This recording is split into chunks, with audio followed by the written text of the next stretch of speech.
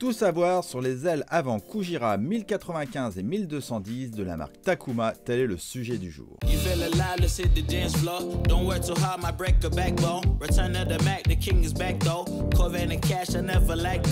Salut, c'est Stéphane de Foil Magazine, j'espère que tu vas bien.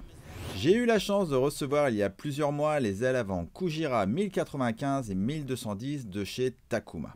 Je te propose aujourd'hui de te faire mes retours concernant ces foils puisque je les avais emmenés lors de mon dernier Wing Foil Trip à Darla au Maroc générique.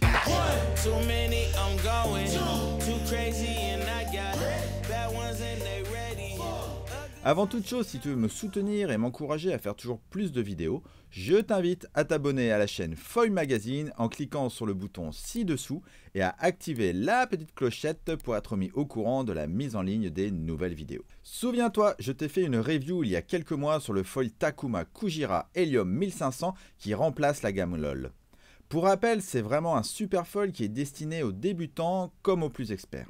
J'ai adoré ce foil et j'utilise toujours le 1700 pour le Light Wind quand je veux naviguer par 8 nœuds avec ma voile 6 mètres Takun. Maintenant que j'ai bien progressé, je suis passé sur des foils plus petits et surtout plus rapides. Et c'est le sujet de cette vidéo avec les Kujira Carbone. Encore merci à Takuma de m'avoir envoyé pour ce test la Kujira 1210 et la 1095. Je commence par le shape global des deux ailes. On a un foil sans nervure sur le dessus vis-à-vis des anciennes versions. Tu as juste les bosses sur le bord d'attaque pour imiter les nageoires des baleines à bosse. On appelle cela du biomimétisme. Au niveau des ailettes sur les côtés, elles sont moins agressives et avec des bords plus lisses que sur les anciennes versions. Par contre, quand tu es sur terre ou dans l'eau, fais vraiment attention à ces petites ailettes, cela reste coupant. Tu vas me dire, mais alors pourquoi les mettre? Cela a pour effet de réduire la traînée dans l'eau, comme pour les avions, et ça apporte aussi une stabilité supplémentaire. Maintenant, je te parle de la Kujira 1210. C'est une aile avant de foil qui est destinée à tout faire, ou presque. Elle a une surface de 1210 cm², une envergure de 95,3 cm, une corde de 16,2 cm et un aspiratio de 7,2. Le Kujira 1210 est sûrement le foil le plus polyvalent de la gamme.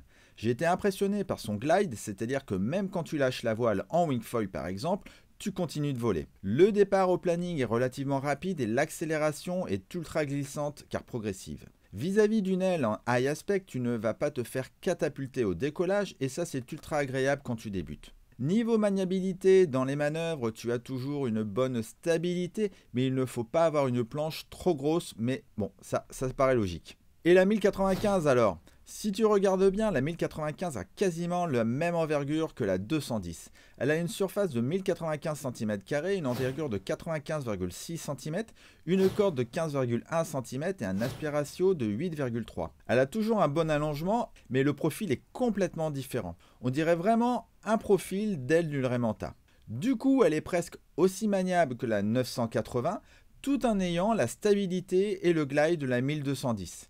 Elle est aussi très polyvalente, mais tu partiras quand même plus vite au planning avec la 1210. Et il va falloir plus la relancer si tu as moins de vent, car elle a moins de portance à faible régime. Si toi aussi tu les as testés ou que tu les possèdes, n'hésite pas à en parler dans les commentaires. En conclusion, niveau finition, il n'y a rien à dire, ce sont des ailes très propres. Une seule visserie, c'est simple aussi avec une seule clé. Par contre, si tu n'as pas de planche Takuma, il va falloir jouer avec les cales, ce n'est pas du plug and play. Perso, j'ai dû mettre une cale sous la platine pour naviguer la planche à plat. Ce sont des foils sains et sécures qui ne vont pas te faire de mauvaises surprises. Alors ce qu'il faut retenir, comme différence entre les deux, avec mon gabarit de plus de 75 kg, c'est que la plus petite va un peu plus vite, elle est plus joueuse, donne plus de maniabilité, mais elle est un peu moins stable. Prochaine vidéo, les tests des nouveaux mâts carbone et HD qui offrent plus de rigidité à l'ensemble et j'ai hâte de les recevoir. Voilà, c'est tout pour cette vidéo. Encore merci à Takuma de m'avoir envoyé tout ce beau matériel. Si tu as des questions concernant ces produits, n'hésite pas à les poser dans les commentaires. Et quant à moi, je te dis à très bientôt sur Foil Magazine. Bye bye.